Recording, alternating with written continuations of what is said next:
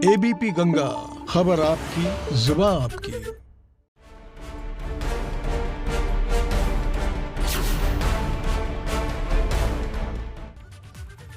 तो 48 दिन से किसान कृषि कानून को वापस लेने की मांग पर सड़क पर डटे हुए हैं। दिल्ली के बॉर्डर किसानों के टेंट और पुलिस की बैरिकेडिंग से घिरे हैं।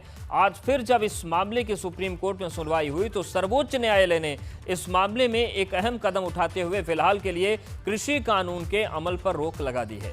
चीफ जस्टिस की अगुवाई वाली बेंच ने कृषि कानूनों के अमलीकरण पर रोक लगा दी। इसके साथ ही एक कमेटी का गठन कर दिया जो कि सरकार और किसानों के बीच कानूनों पर जारी विवाद को समझेगी और सर्वोच्च अदालत को रिपोर्ट सौंपेगी। कमेटी में कुल 4 लोग शामिल होंगे, जिनमें भारतीय किसान यूनियन के अध्यक्ष भूपेंद्र सिंह मान, डॉक्टर प्रमोद कुमार जोशी, कृषि अर्थशास्त्री अशोक गुलाटी और शेतकरी संगठन के नेता अनिल घनवत शामिल हैं। यह कमेटी अपनी रिपोर्ट सीधे सुप्रीम कोर्ट को ही सौंपेगी। जब तक कमेटी की रिपोर्ट नहीं आती तब तक कृषि कानूनों के अमल पर रोक जारी रहेगी। तो देखिए, कमेटी के जो सदस्य हैं उनको आप पहचानिए। डॉक्टर प्रमोद जोशी अर्थशास्त्री हैं, कृषि के अर्थशास्त्री हैं। अनिल घनवत हैं, शेतकारी संगठन के। अशोक गुलाटी कृषि अर्थशास्त्री हैं और भूपिंदर मान सिंह अध्यक्ष हैं भारतीय किसान यूनियन के। तो ये 4 चेहरे हैं जिन्हें कमेटी का सदस्य सुप्रीम कोर्ट ने नियुक्त किया है और इनकी जो कमेटी है अब ये सभी पक्षों से बात करके अपनी रिपोर्ट सुप्रीम कोर्ट को सौंपेगी।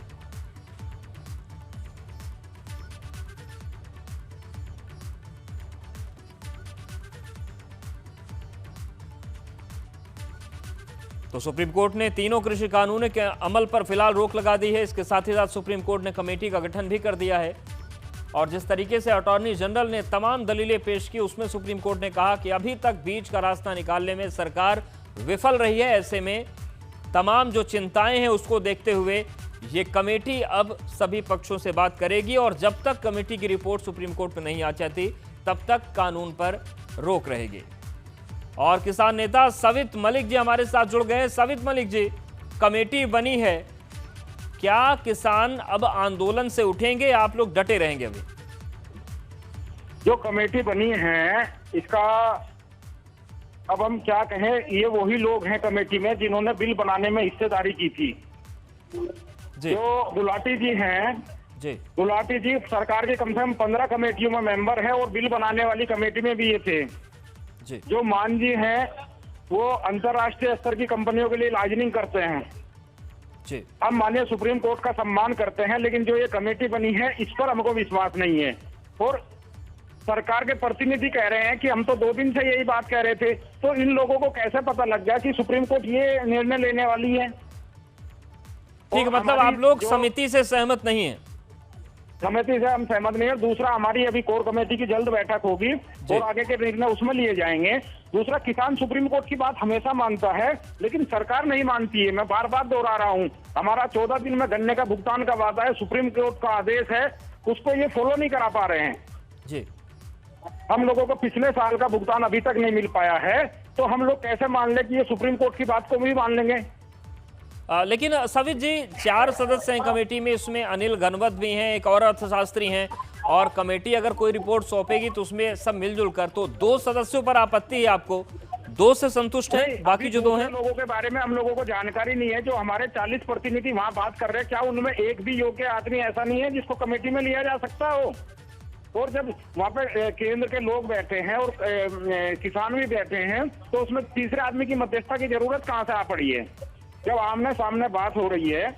लेकिन सवित जी, यही बात तो सुप्रीम कोर्ट ने कहा कि 8 दौर की बातचीत हो गई, बीच का रास्ता आप दोनों लोग निकाल नहीं पाए, इसलिए तीसरा पक्ष लाना पड़ा।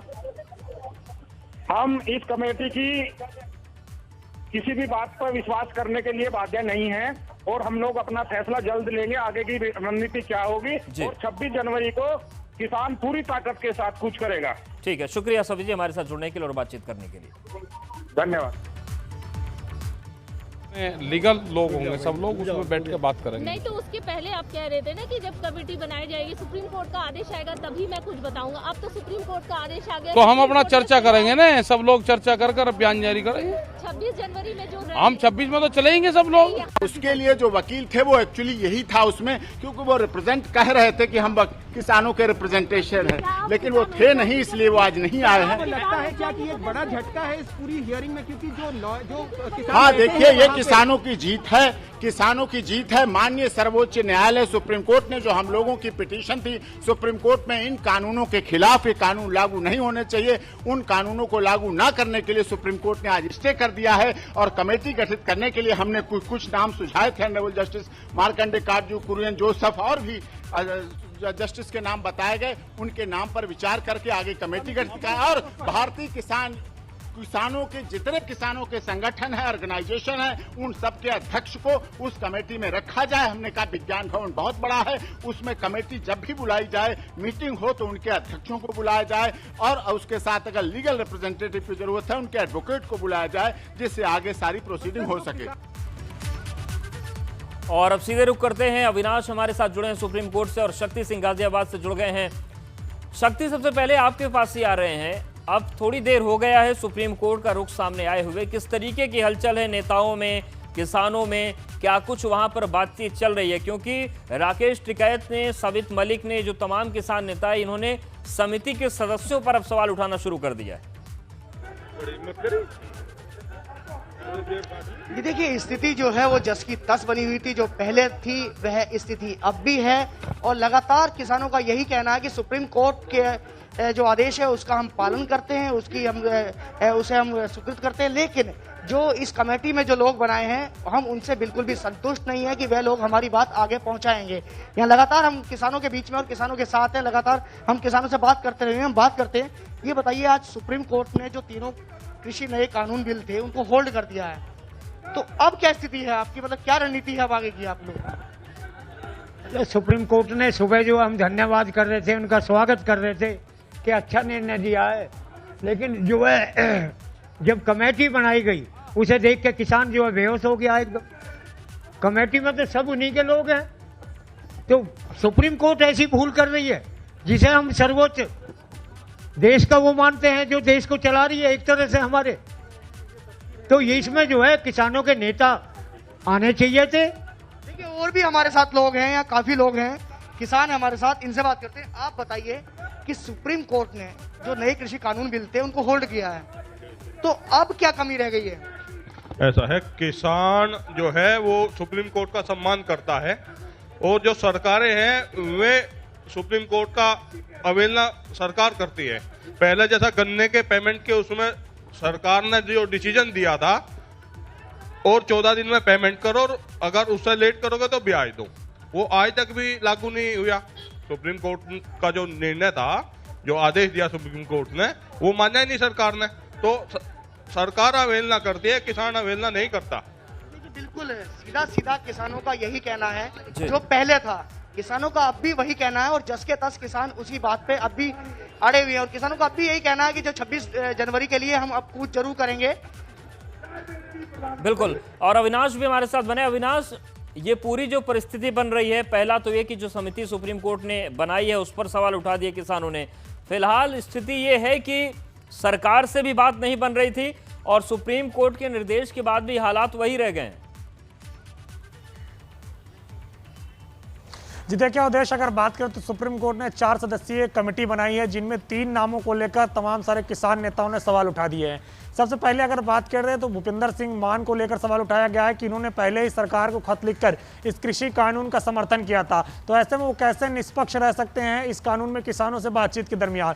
इसके अलावा अगर बात करें तो अशोक गुलाटी को लेकर भी सवाल उठाए गए हैं कि वो सरकार की तमाम सारी कमेटियों में मेंबर हैं, ऐसे में वो भी कैसे निष्पक्षता रख सकते हैं। और इसके साथ साथ अगर बात करें तो शेतकारी संगठन के अनिल धनवत पर भी सवाल उठाया जा रहा है कि उन्होंने भी कृषि कानून का समर्थन किया है। तो लिहाजा जब 4 सदस्यीय कमेटी घोषित की गई है तो इसमें 3 सदस्य सदस्यों पर किसान नेताओं ने आपत्ति उठा दिया और बाकायदा इनके नामों को लेकर कह रहे हैं कि पहले ही सरकार के समर्थन में है, तो ऐसे में कैसे निष्पक्षता आ सकती है। तो अब जो नया रार शुरू हुआ है वो यही है कि जो 4 सदस्यीय सुप्रीम कोर्ट ने आज कमेटी जरूर गठित की है और सुप्रीम कोर्ट ने यह सोचकर कमेटी गठित की है कि किसान नेता मानेंगे, बातचीत करेंगे और बातचीत करने के साथ कोई समाधान निकालेंगे। लेकिन जिस तरीके से सरकार के साथ रार थी कि या तो तीनों कानून वापस हो, नहीं तो आंदोलन जारी रहेगा, अब वैसा ही रार होता हुआ दिख रहा है। ये 4 सदस्यीय जो कमेटी गठित हुई है सुप्रीम कोर्ट की तरफ से, उनको लेकर भी बिल्कुल समिति को लेकर विवाद है और सवाल उठा दिए हैं कि इस कानून के बनने के बाद जिन लोगों ने कॉन्ट्रैक्ट कर लिए थे, जिनका एग्रीमेंट हो गया था, उन एग्रीमेंट्स का क्या होगा, ये भी अब एक संकट हो गया किसान के सामने।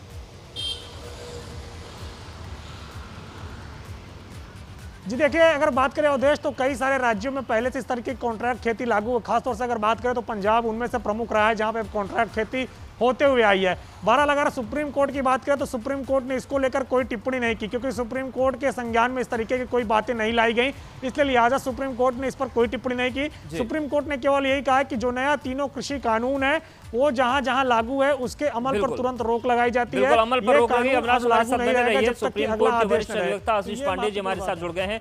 आशीष जी, एक सवाल ये है कि जिस तरीके से कानून के अमल पर फिलहाल रोक लग गई है और इस कानून के आने के बाद जिन लोगों ने कॉन्ट्रैक्ट फार्मिंग के तहत अपने एग्रीमेंट्स कर लिए थे, उन किसानों के हित की रक्षा इस दौर में हो पाएगी या नहीं हो पाएगी जब तक कानून पर रोक है?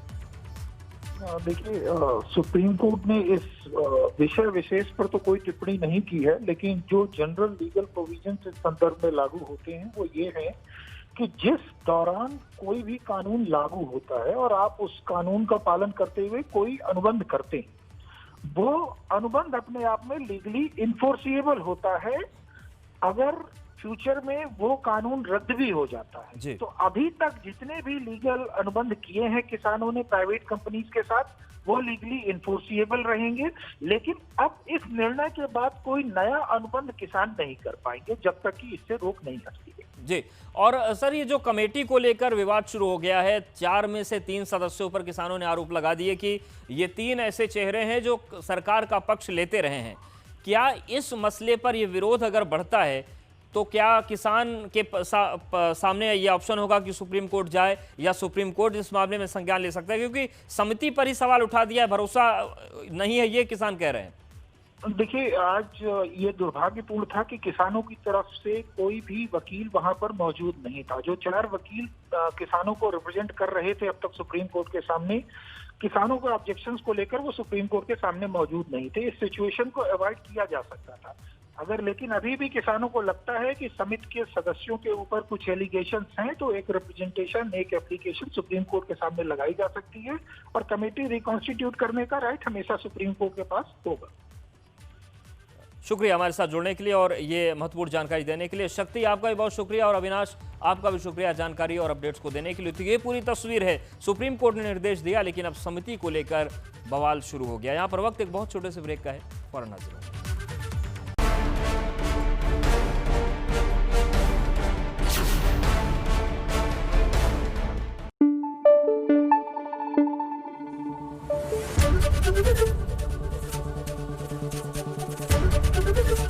एबीपी गंगा, खबर आपकी, जुबान आपकी।